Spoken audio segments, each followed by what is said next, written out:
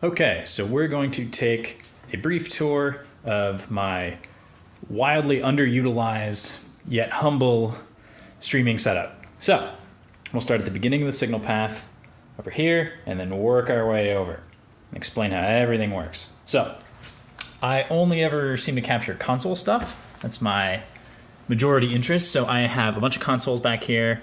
I just stuffed them behind a chair so that if you look from across the room, it doesn't seem quite so bad, except that the room itself is very messy right now.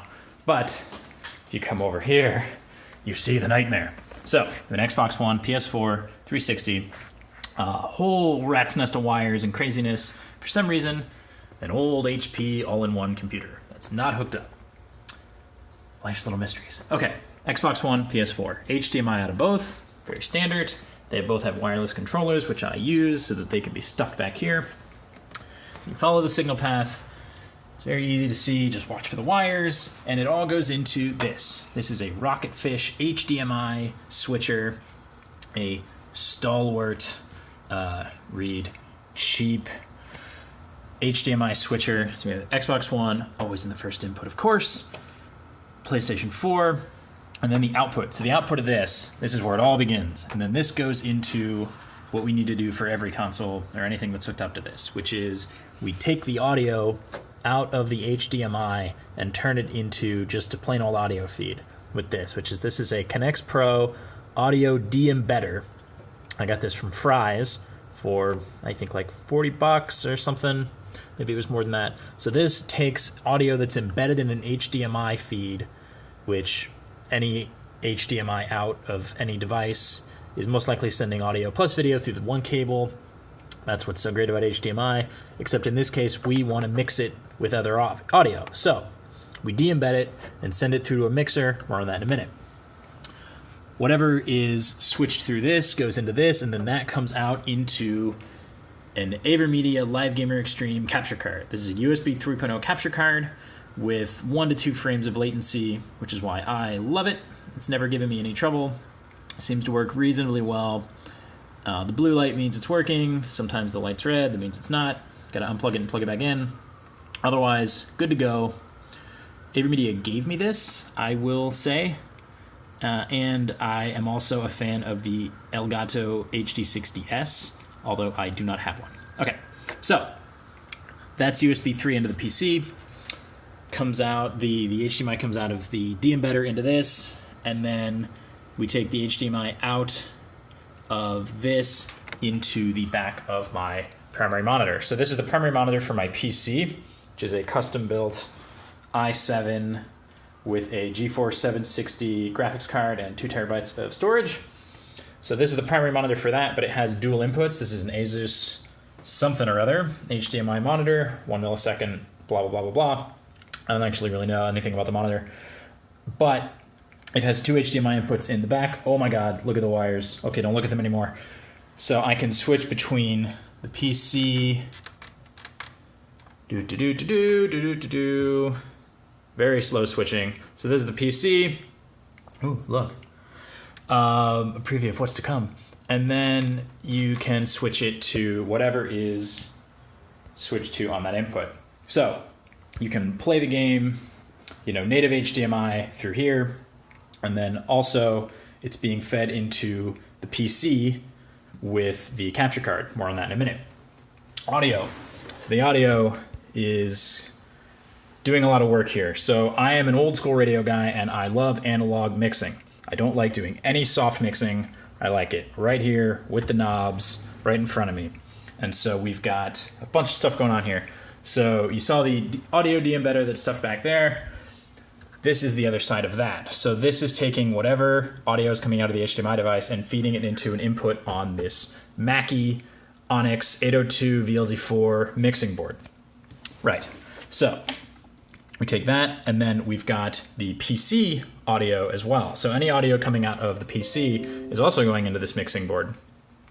And that is so that if we're capturing a PC game or we want to have sound effects coming out of the PC during a recording or streaming session, we can do that, and then they can mix in appropriately. So, got 2 audio feeds there. We've got all of this, whatever is being mixed through here, you can listen to it on these monitor speakers. If you're not recording, if you're editing or what have you, and those are coming out of the board through here. And then the main mix, which is these and this, is all coming through these balanced left and right XLR cables to this. So this is a Scarlett 2i2 USB audio interface. It can take balanced audio in. It can also send audio out, which is on the back. So it's taking, on the front, it's taking the input from the Mackie board. On the back, it is sending audio out. So that's how we're doing the PC audio out and the mix back in through the same device. It's two completely independent channels. Okay, so we've got all that. We can either listen to it on the speakers or the headphones. We've also got the microphone. So the microphone is going on this first input. I have this on a stand if I'm using it. The stand kind of takes up a lot of room, so I don't have it on the desk. If I'm not using it, I have a scissor arm, like a big, I'm kind of growing out of it. It sits in front of the second monitor, or it can if I don't position it right. And so I'm kind of trying to have a more laid back approach with a desk stand. I can go either way though. So all of this goes into the PC, and I use Xsplit Broadcaster. Hey, there I am. Hi. So I also have a Logitech C920 standard issue streamers. Oh no, I don't. I'm sorry. Anyone watching would know that as soon as I said it. This is a Microsoft LifeCam. I used to have a Logitech C920. I now use a Microsoft LifeCam because I like that it has a tilt swivel base and a button on the top that you can use to trigger the focus. So I use a Microsoft LifeCam, not a Logitech C920. Okay, Xsplit. So as you can see here, I've got the monitor and the capture window. So this is the PC. This is the Xbox directly. You can see the latency on the Avermedia capture card is pretty good. Okay, so I take the audio out of the board, I take it into XSplit, and I use it as the microphone input.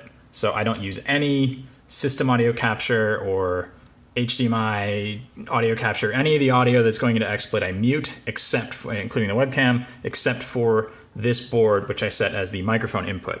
So I can hear everything that's coming into the stream through these headphones. I don't have to worry about it. This board also has a separate mix out. So this is what you can do, a mix minus, they call it. So it's a mix minus certain channels. So you can see I have this here set up with a muted channel.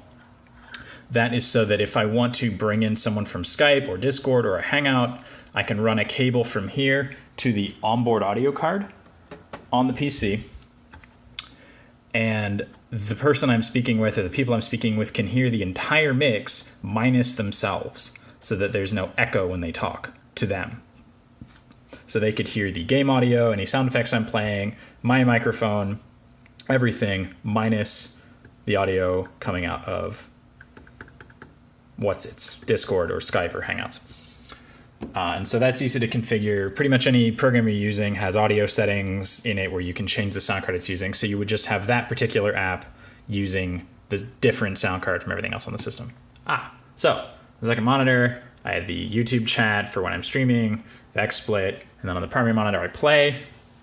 If I want to, so I have it set up using the Xbox right now. I come over here, hit the button on the switcher, and then it will switch over to the PS4. So I don't have to unplug, replug, or worry about anything. I can just turn them both on, and then sometimes my monitor switches automatically. So then you can see it's now showing the PS4, and then this monitor showing the PS4 as well. So it's really easy to switch back and forth.